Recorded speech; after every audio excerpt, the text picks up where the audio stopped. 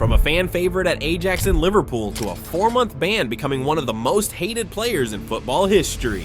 These are some of the most loved and hated footballers to ever play the game. And first we're going to start with arguably the cutest footballer in the history, N'Golo Kanté. The softly spoken midfielder first rose to fame when guiding the Foxes to Premier League glory in 2016. When Kanté joined Leicester, he treated himself to a second-hand Mini Cooper. Kanté left Leicester for Chelsea after just 1 year, earning a dramatic wage rise in the process. But he saw no need to upgrade his car. Having helped both Leicester and Chelsea win the Premier League in his first 2 seasons in England, Kanté then played a starring role as France won the World Cup in 2018. However, despite starting every single game at the tournament, Kanté was too shy to ask to hold the trophy, with Steven Nzonzi sorting it on his behalf. Asked about the trophy afterwards, Kanté replied, "It is quite heavy and very shiny." Aww. It's moments like these that perfectly encapsulate who Kanté is. But not everyone is as likable as Kanté. For Chelsea fans, John Terry will always be their captain, leader, and legend. But for many others, he's one of the most controversial figures in football history, with a legacy marred by scandals on and off the pitch. Terry's footballing ability was never in question, a commanding presence in defense who lifted 5 Premier League titles, 5 FA Cups, and a Champions League during his career. But it is his weird behavior that has earned him widespread criticism. The most infamous controversy came in 2012 when Terry was found guilty by the Football Association of racially abusing Queen's Park Rangers defender Anton Ferdinand during a match. While Terry was acquitted in court, the incident left a stain on his reputation that would never fade. And yeah, then there's the infamous scandal involving his teammate Wayne Bridge. John Terry allegedly had an affair with Bridge's former partner, a betrayal that not only led to Bridge refusing to shake John Terry's hand in a subsequent match. It's safe to say that for Chelsea supporters, he's a hero, but for everyone else, he's the perfect villain. If football had a class clown, we all know that it would be Thomas Müller. Müller is one of the most unique players the game has ever seen. He's not the fastest, the strongest, or the flashiest, but his football IQ is off the charts, making him a nightmare for defenders and a joy for fans. On the pitch, Müller has done it all. A World Cup winner in 2014, he scored 5 goals and provided 3 assists in that tournament alone. He's also Bayern Munich's all-time assist leader and a 12 times Bundesliga champion. But it's not just his stats that make him loved, it's his personality. See, Müller is a very funny guy. Yeah, we in Bayern, we have Robert Lewandowski. You know, Robert Lewandowski. And he's also one of football's most relatable superstars. He doesn't take himself too seriously, and his interviews are often filled with humor. How do the British people say, you have to show it in a windy night in Stoke?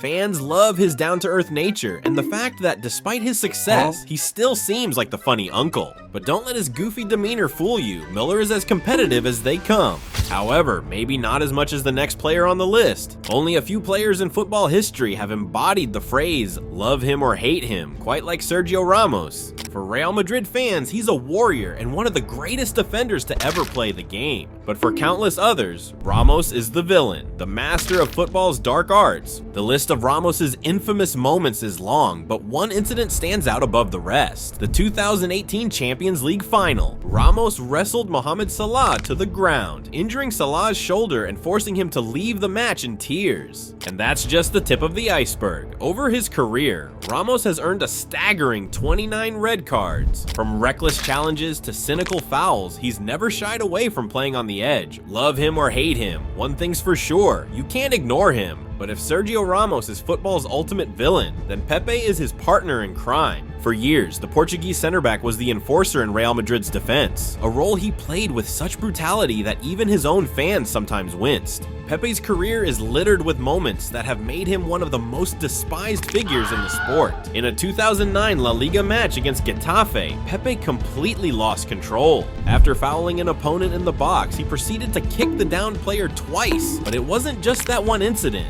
Throughout his career, Pepe became synonymous with reckless tackles and over-the-top aggression. In big contrast to Pepe, Son is one of the sweetest players to ever play the game. His former teammate Gareth Bale once described what it's like to have him around. Just his personality in the dressing room. He's always smiling, joking, laughing, and he also picks up everyone around him. His smile just cheers the room up. Off the pitch, Son is especially great with kids. Whether he's playing games with them, pulling funny faces, or making them laugh, Son's warmth and playful personality make him an instant favorite among the Spurs squad's families. On the pitch, Son exemplifies empathy and sportsmanship like few others. When Andre Gomes suffered a horrific injury after a challenge involving Son, the South Korean forward was visibly distraught. It was a moment that showed the depth of his empathy and sportsmanship, traits that are becoming increasingly rare in modern football. From one Premier League icon to another, we arrive at Sadio Mané. What truly endears people to the goal-scoring forward is his failure to forget where he came from. Mané has used his success to transform his hometown of Bambali, funding the construction of schools, a hospital, a post office, and even providing monthly stipends to struggling families.